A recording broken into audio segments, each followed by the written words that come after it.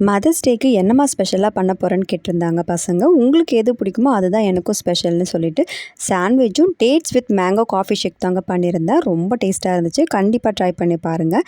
சாண்ட்விச்சுக்கு புதினா, மல்லி, பச்சை மிளகாய், இஞ்சி, பூண்டு, கரம் மசாலா, கொஞ்சமாக உடச்ச கடலை, இது கூட சாட் மசாலா, ஒரு பிரெட் ஸ்லைஸ், கொஞ்சமாக கல்லுப்பு, ஓமப்பொடி, கொஞ்சமாக தண்ணி சேர்த்துட்டு நல்லா பேஸ்ட்டாக அரைச்சி எடுத்துக்கலாங்க. இது அப்படியே இருக்கட்டும். இப்போ பிரெட் ஸ்லைஸ் எடுத்துக்கலாம். இந்த பிரெட் ஸ்லைஸில் கொஞ்சமாக பட்டர் சேர்த்துட்டு அரைச்ச பேஸ்ட்டும் சேர்த்துக்கலாங்க.